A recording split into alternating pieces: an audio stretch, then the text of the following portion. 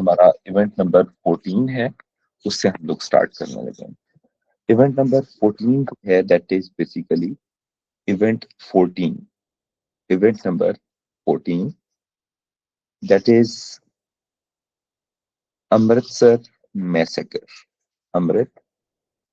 Amritsar massacre. इसको बेटा, इस इवेंट का एक दूसरा नाम भी है, that name is Jallianwala Bagh incident. क्या नाम है इसका दूसरा? जलियांवाला जलियांवाला बाग इंसिडेंट। बेटा, ये इवेंट हुआ 1919 में, और ये रिजल्ट था रोलट एक्ट की वजह से ये इवेंट हुआ था। रोलट एक्ट के यू कैन से कि due to the application of Rowlatt Act this event took place. ठीक हो गया। अमृतसर मैसेकर या Jallianwala Bagh incident, let me just show you. Jallianwala Bagh. So if you just go through the Jallianwala Bagh, अगर अभी भी आप इस जलियांवाला बाग के हवाले से देखें तो इसकी एक पिक्चर थी कुछ अर्सा पहले, ये सोर्स बेस्ड क्वेश्चन में भी आई थी। ठीक है, जलियांवाला बाग एंट्री, इसकी एंट्री की पिक्चर जो है that came in your exam as a form source source based question. अब उसने करंट इवेंट, मतलब जो इस टाइम पीरियड के ऊपर जो कंडीशन है जलियांवाला बाग की, that was shown by given by examiner. और वो कंडीशन क्या थी? लुक एट दैट बेटा, ये आपको स्क्रीन के ऊपर इसकी एंट्रेंस की पिक्चर नजर आ रही है। चलिए मैं आपको यहां से इसकी एंट्रेंस की पिक्चर दिखाता हूँ। Look at the entrance of Jallianwala Bagh. बेटा, ये एक छोटा सा गेट है, you can see this is a gate, और इसकी दोनों साइडों पे हाई वॉल्स हैं, मींस के this is basically a residential area. और इस रेजिडेंशियल एरिया के अंदर दिस इज ए पार्क। ये इसकी एक सोर्स वाली क्वेश्चन है जो कि पेपर के अंदर आती है। Look at this one. So ये इस तरह का एक पिक्चर दी जा सकती है, और उसके बारे में इसकी एंडिंग पॉइंट के ऊपर देयर इज जलियांवाला बाग। तो बेटा, ये एंट्रेंस कैसी है, नैरो है या ब्रॉड एंट्रेंस है? जी बेटा, इज इट नैरो एंट्रेंस और ब्रॉड एंट्रेंस? ये वाला सोर्स आ भी, yes, this source can has been given in your exam as well. ये 2020 के या 19 के पेपर में ये जो सोर्स है ये आया था अक्टूबर नवंबर में। ठीक है, ये वाला सोर्स है। तो अब हम देखते हैं कि अमृतसर मैसेकर में हुआ क्या। Historians believe historians believe that many Indians Indians like Punjab के लोग थे, तो अमृतसर बेसिकली पंजाब में है, तो पंजाबीज का पढ़ लिखेंगे। Many Punjabis were celebrating celebrating their their seasonal festival seasonal festival Baisakhi. बेटा, ये पंजाब का एक सीजनल फेस्टिवल है जो सेलिब्रेट किया जाता है at the harvesting time period of wheat crop की हार्वेस्टिंग पे ये सेलिब्रेट किया। ठीक है। Historians believe that many Indians Punjabis were celebrating their seasonal festival Baisakhi at Jallianwala Bagh. At Jallianwala Bagh. कहाँ पे इंडियंस सेलिब्रेट कर रहे थे? पंजाबी किस बाग में सेलिब्रेट कर रहे थे अपने इवेंट को? जलियांवाला बाग में। अब यहाँ पे हमारे पास है कि इस इवेंट के अंदर क्या हुआ, इस गैदरिंग के अंदर। However however however General Dyer एक ब्रिटिश आर्मी का, सॉरी, पुलिस का एक ऑफिसर था। General Dyer attacked attacked on peaceful people, attacked on gathering of peaceful people.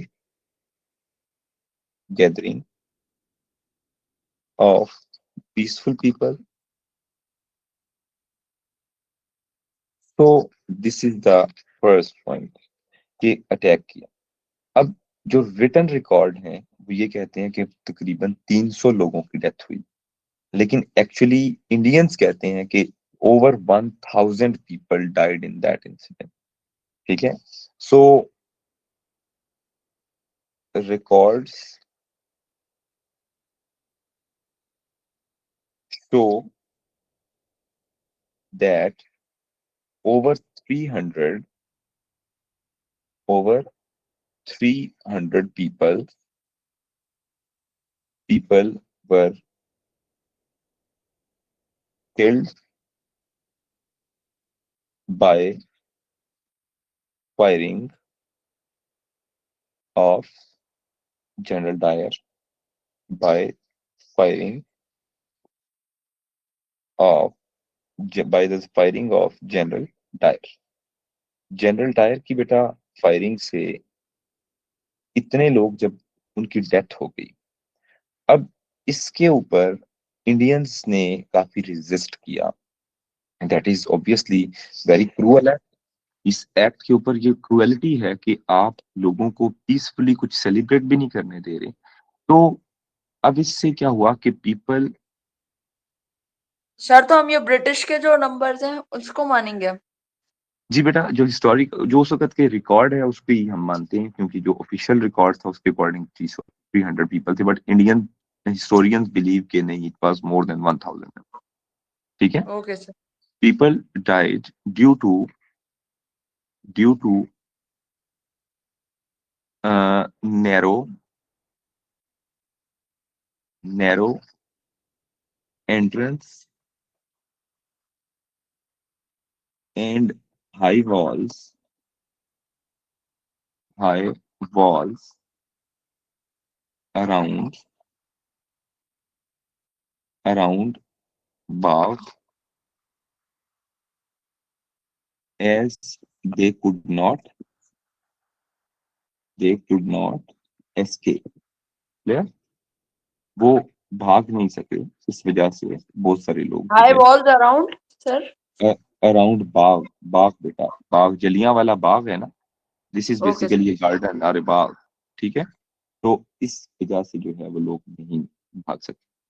तो अब इस इवेंट से इंडियंस जो हैं उनमें काफी ज्यादा वायलेंस क्रिएट हुआ।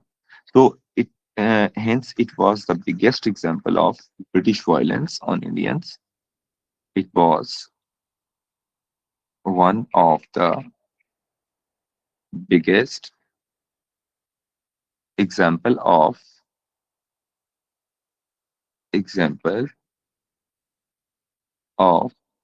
violence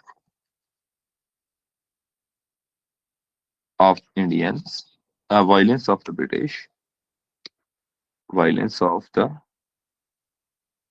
British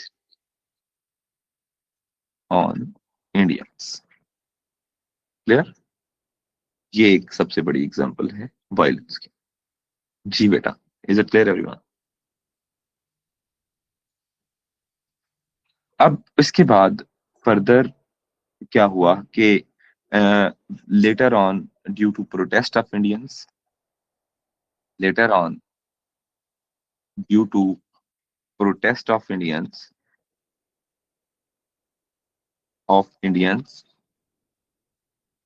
British made British made British ने क्या बनाया? Hunter commission. ये बेटा याद रखिएगा, हंटर कमीशन किसके लिए बनाया गया? To evaluate the Hunter commission to evaluate the happening. तो जो ये कुछ हुआ था इसको इवेलुएट करने के लिए कि क्या इसमें कोई सच भी है या नहीं है,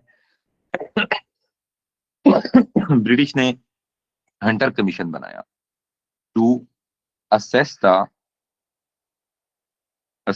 the cruel act of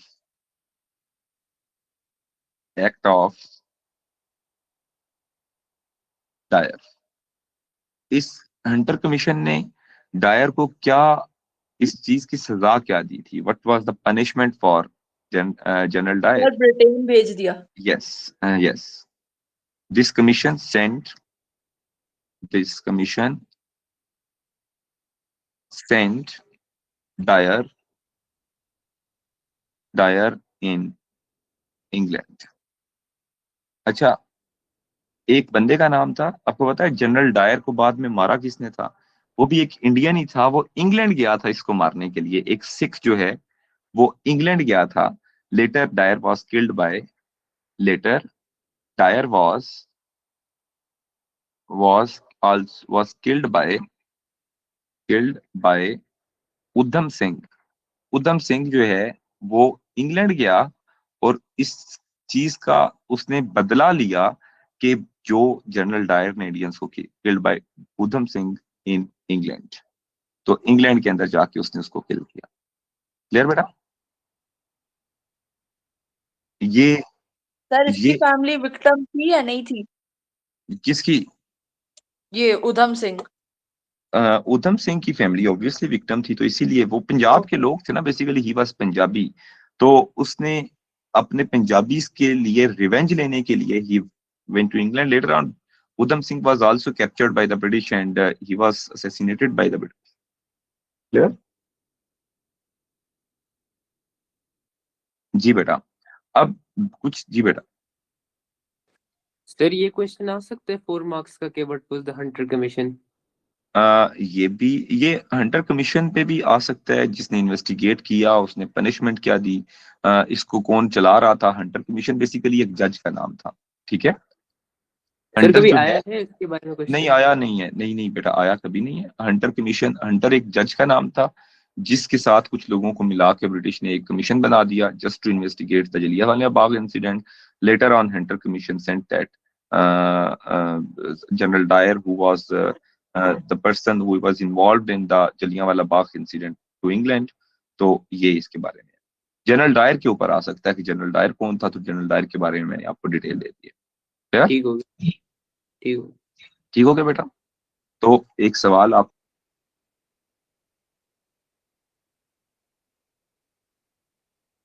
का अगर आता है, who was general,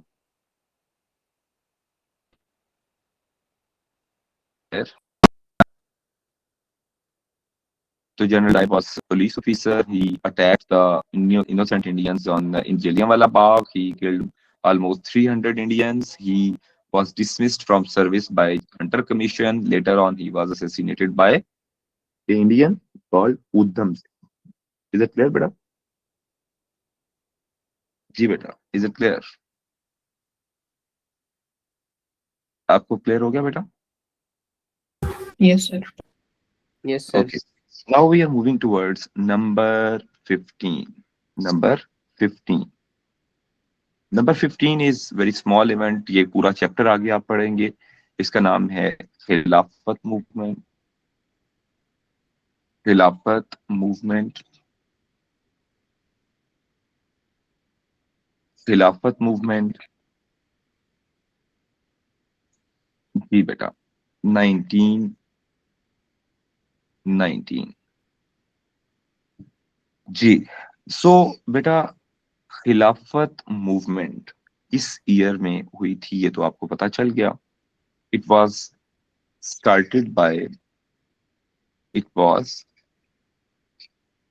started by Ali brothers. किसने स्टार्ट किया इसको बेटा? अली ब्रदर्स ने स्टार्ट किया इसको। डन।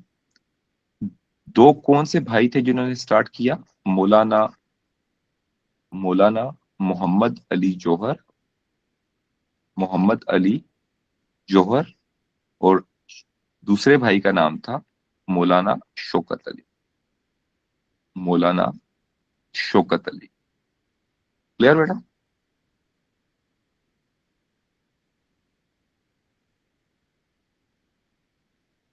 ये इन दो भाइयों ने ये मूवमेंट स्टार्ट की थी।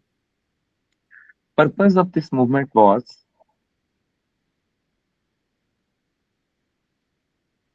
purpose of this movement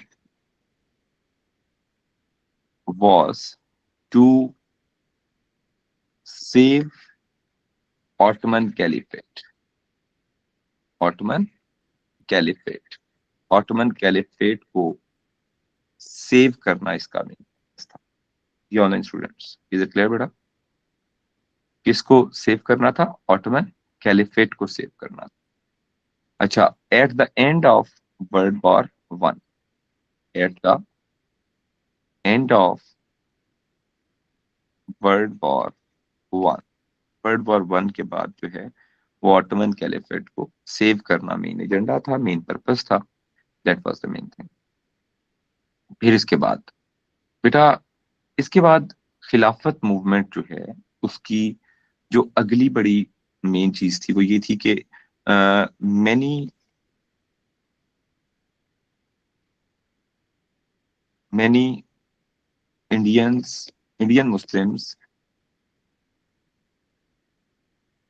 Muslims participated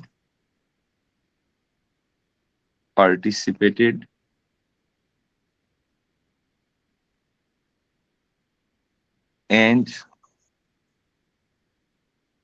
British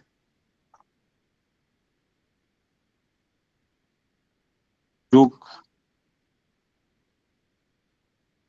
aggressive steps to stop this movement. ठीक है बेटा? ब्रिटिश ने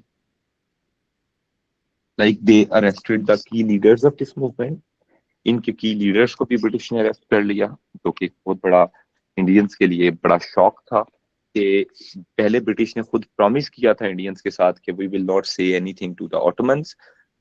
इंडियन मुस्लिम्स को ये एक फॉल्स होप्स में रखने के बाद जो है वो ब्रिटिश ने ये सब किया। तो उसके बाद क्या है कि ब्रिटिश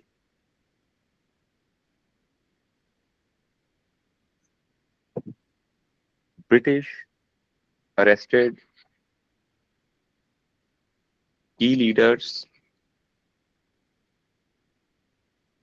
of this movement। ठीक है बेटा? इस मूवमेंट के की लीडर्स को अरेस्ट कर लिया। So hence it also spread violence in the subcontinent. Hence, it was another cause of violence in the subcontinent. This is about खिलाफत मूवमेंट। आगे ये पूरा चैप्टर भी आएगा। इधर मैंने सिर्फ इसको एक चीज के साथ लिंक करने के लिए मैंने सिर्फ लिखवाया कि ये वायलेंस के साथ मैंने इसको सिर्फ लिंक करने के लिए ये यहाँ पे लिखवाया। ठीक है? फिर इसके बाद नेक्स्ट हमारा इवेंट जो है that is event number 16। This is the last event of this chapter, event number 16।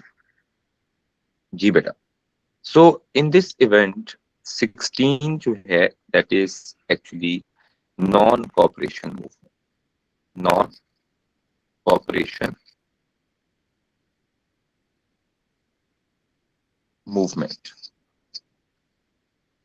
बेटा नॉन कॉपरेशन मूवमेंट जो है दैट was in 1920, not 1919, 1920 में खिलाफत मूवमेंट के साइड बाय साइड एक मूवमेंट चली। This movement was started by Gandhi. This movement was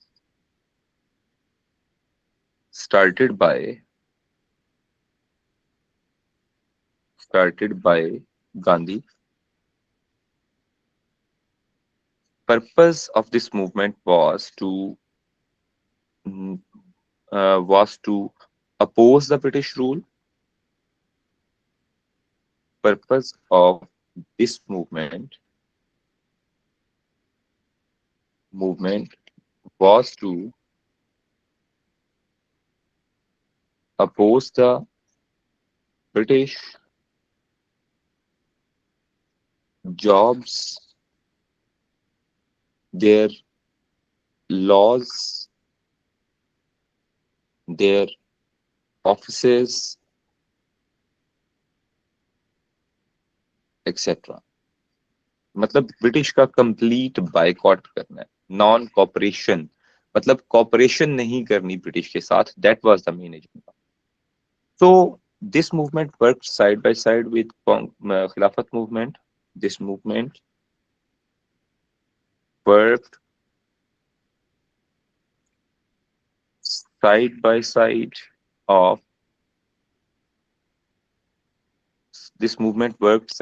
of Khilafat movement. Clear?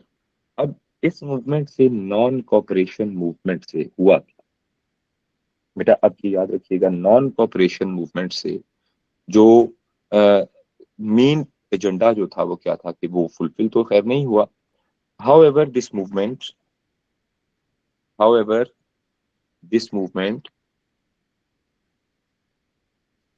was initially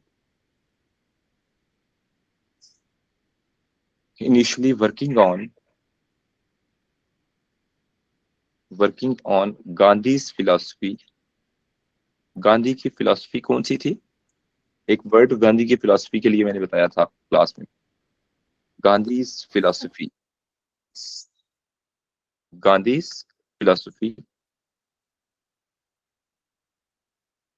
of Satyagraha.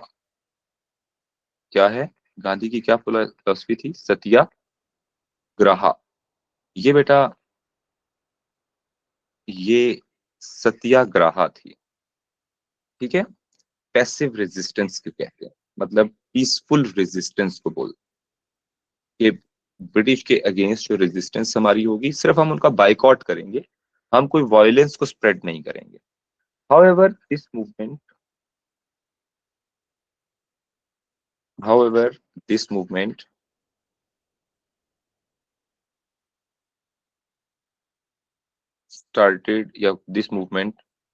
caused violence when mob burned police station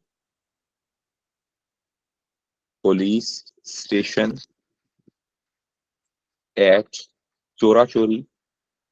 बेटा चोरा चोरी ना एक विलेज का नाम है.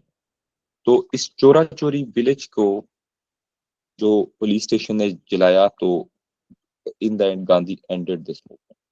Clear? In which policemen were burnt alive. अब ये देखें, मुझे आखिर में बताएं कि लास्ट इवेंट्स में से मुझे बताएं कि कितने इवेंट्स ऐसे हैं जिनके अंदर वायलेंस जिनसे प्रमोट हो रहा है. Can anyone tell? Just it's a common sense question. Last में कितने इवेंट्स हैं जिनकी वजह से वायलेंस स्प्रेड हुआ? आखिर में आखिरी इवेंट्स बताएं इस चैप्टर के, जो जो हमने किए हैं जिनकी वजह. Jallianwala Bagh, non cooperation and खिलाफत मूवमेंट. और व्हाट अबाउट रोलट एक्ट?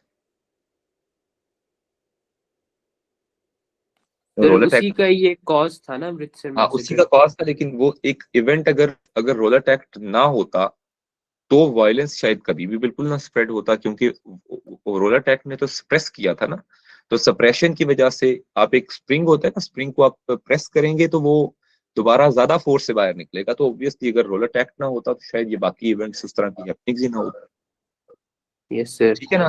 और उसके बाद वो भी तो देखे ना कि ब्रिटिश ने जब रोलट एक्ट के तहत बहुत सारे इंडियंस को बिला वजह जेलों में डाला, तो क्या वो वायलेंस नहीं है? वायलेंस का सिर्फ यही मतलब तो नहीं है ना कि ब्लडशेड सिर्फ हो और खून खराबा हो। वायलेंस तो ये भी हो सकता है ना कि आप किसी को विदाउट एनी रीजन आप उसको उसकी फ्रीडम को स्नैच कर लें। Don't you think it's a violence? किसी Yes, को sir. उसके सर ये भी राइट होती है। ना देना। यस बेटा, जी सर, ये भी वायलेंस है। वायलेंस ही है ना। तो वायलेंस एक्चुअली हमारे माइंड में एक मीनिंग ऑफ वायलेंस का मतलब ये है कि जो किसी भी ऑपरेशन को आप वायलेंस कह सकते हैं। ठीक है जी बेटा, यहाँ तक क्लियर। अब हम आते हैं इस चैप्टर के सैंपल क्वेश्चंस के ऊपर। इस चैप्टर के सैंपल क्वेश्चंस के ऊपर जो कि 14 मार्क्स के क्वेश्चंस बन सकते हैं। सैंपल क्वेश्चंस जी, सबसे पहला तो मैं सैंपल क्वेश्चन लिखता हूं कि Amritsar massacre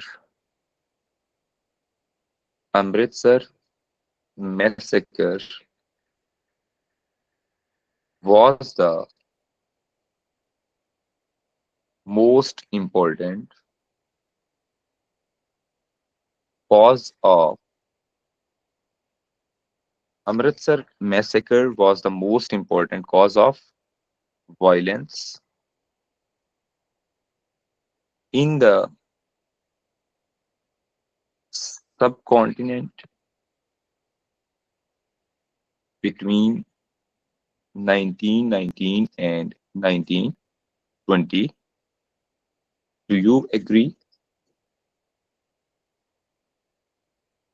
or disagree? Give reasons.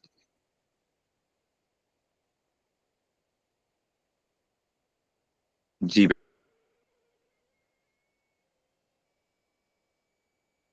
बेटा, अब ये देखें, इसमें आपने अब 5 इवेंट्स लिखने हैं।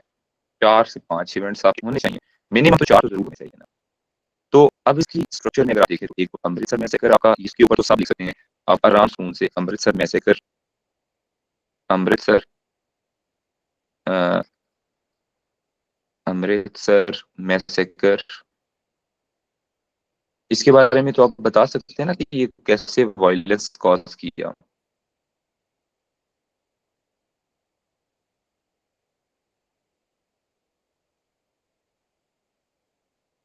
इसके बाद आपका लिंक स्टेटमेंट आ रही और Rowlatt act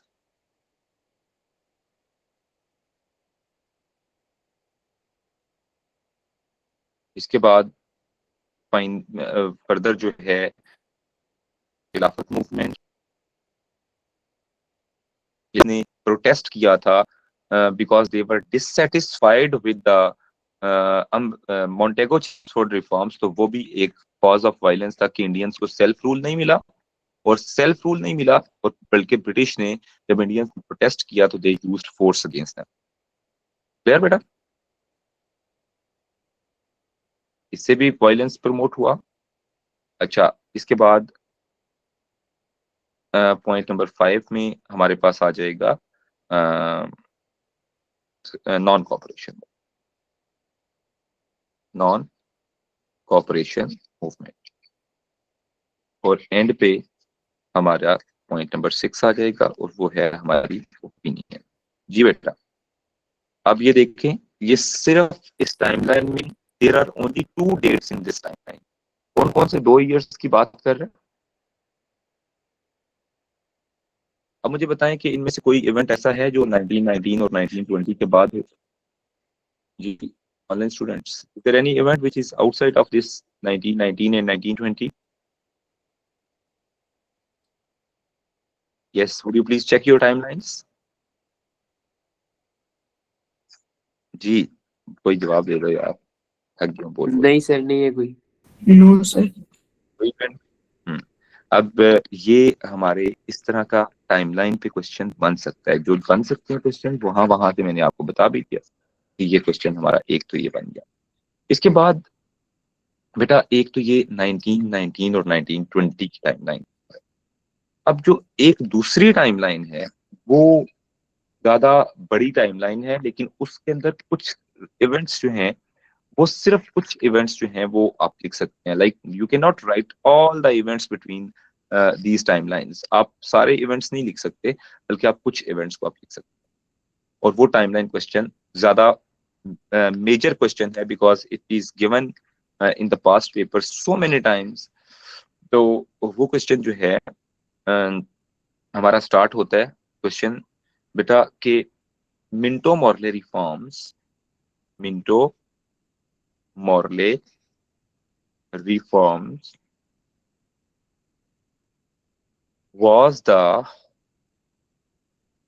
most important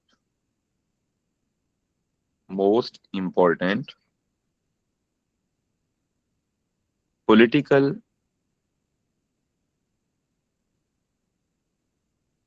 development between 1909 to 1919 to resolve Indian political problems. Do you agree or disagree? Give reasons.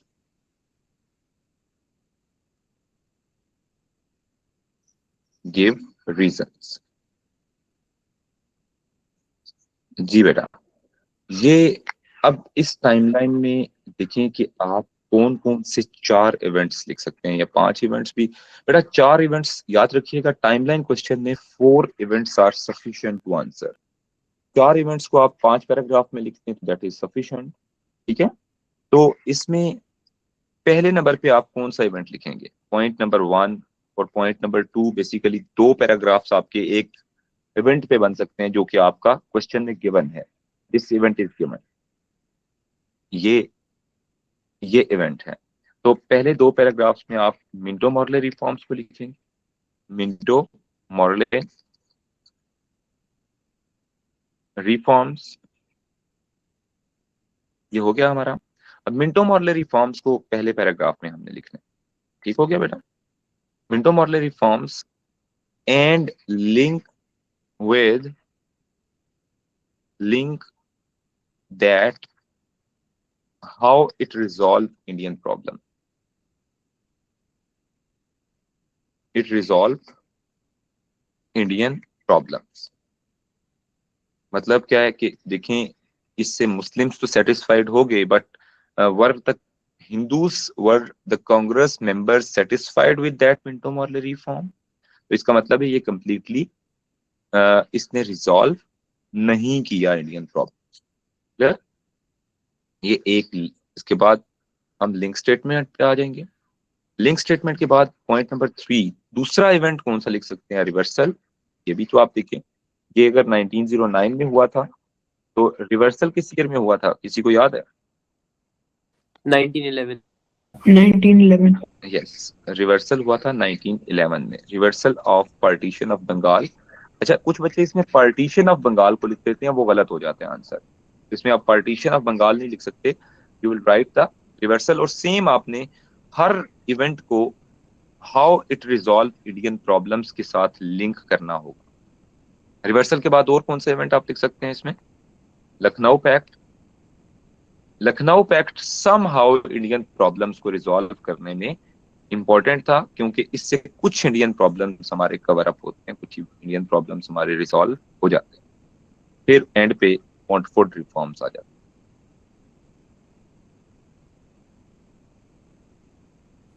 Sir हम राउलेट एक्ट भी लिख सकते हैं ना? मॉन्टफोर्ड आखिरी इवेंट, एक एडिशनल इवेंट मैं आपको बता दूंगा, वो रोलर एक्ट होता है जो आप लिख सकते हैं। बेटा इन इवेंट्स के अलावा अगर आप टाइमलाइन में, इस टाइमलाइन में आंसर इवेंट लिखेंगे, वो आपका जो है वो रेलेवेंट नहीं बनेगा, वो इवेंट रेलेवेंट कंसिडर नहीं होता, क्योंकि वो इंपॉर्टेंट पॉलिटिकल डेवलपमेंट्स नहीं है। बाकी इवेंट्स आप लिख लें तो वो इंपॉर्टेंट पॉलिटिकल डेवलपमेंट्स नहीं है। Is it clear? अच्छा, आगे चलते हैं। इसी के अंदर एक, इसी क्वेश्चन की एक एक्सटेंडेड, एक डिफरेंट फॉर्म में आता है। हाउ सक्सेसफुल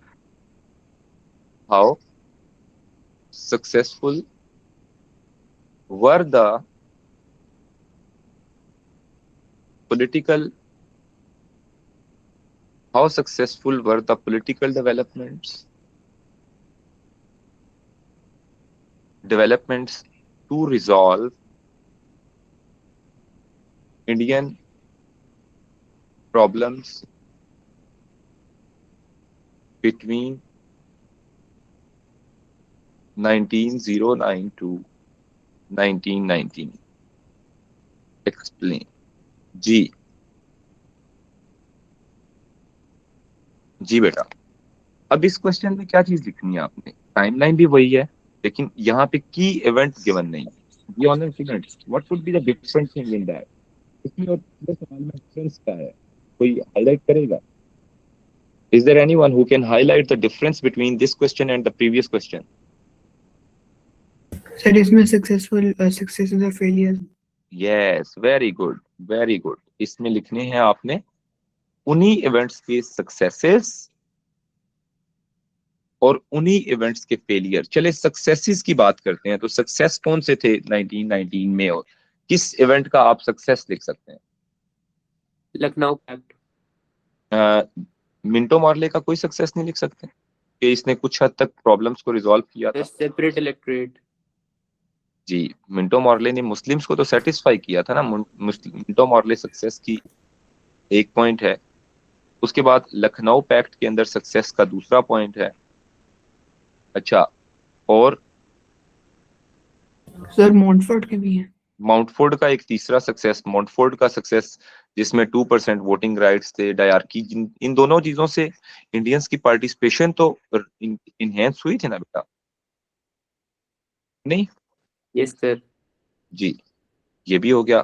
फेलियर्स की बात करें, फेलियर्स क्या क्या है? Reversal of partition of India. Very good. और सर राउलाट एक्ट। फेलियर्स में आप रिवर्सल भी लिख सकते हैं, और ऑफ पार्टीशन ऑफ बंगाल, और रिवर्सल में आप रोलट एक्ट भी लिख सकते हैं। तो कोशिश करें कि जो इवेंट सक्सेस में आप लिखें उसको फेलियर में ना लिखें, लेकिन अगर कंटेंट नहीं है तो फिर आप उन इन्हीं इवेंट्स का फेलियर भी बना सकते हैं। मिंटो मॉर्ले का एक फेलियर था कि Congress was dissatisfied as they were not interested in getting the share in the form of advisory powers. उसके बाद मॉन्टफोर्ट रिफॉर्म्स का डायरकी सिस्टम से इंडियंस डिससेटिस्फाइड थे, they wanted to get self rule, तो वो उनको नहीं मिला था। तो आप वो भी लिख सकते हैं। इन्हीं इवेंट्स के सक्सेस और फेलियर भी लिख सकते हैं, लेकिन कोशिश करें कि डिफरेंट इवेंट्स से लिखें। जी ऑनलाइन स्टूडेंट्स, यहाँ तक हमारा ये चैप्टर अपने इख्तिताम को पहुंचते हैं। अब इस चैप्टर के अंदर बेटा एक याद रखिएगा कि इस चैप्टर में एक इवेंट जो है, ये जो क्वेश्चन है हमारा, वो कवर अप या कंप्लीट जो होता है, वो कंप्लीट क्वेश्चन जो है वो तब होता है जब आपको एक सवाल में भेजूंगा, आपने अपनी कॉपी के अंदर वो लिखना होगा। क्लियर बेटा? चलें, यहाँ तक बेटा सबको clear? Yes sir. Yes sir. जी बेटा, चलें, ओके जी। तो ये can you please take screenshot anyone? एक बच्चा कोई स्क्रीनशॉट ले लेगा? ये एक एक इवेंट करके लेते जाएं स्क्रीनशॉट। बेटा कोई ले रहा है आप में से? सर मैं ले रहा हूँ। चलें, ये सेंड भी करना बेटा अयान। एक ही है। सर ले लिया। अच्छा, ये दूसरा इवेंट ले लो।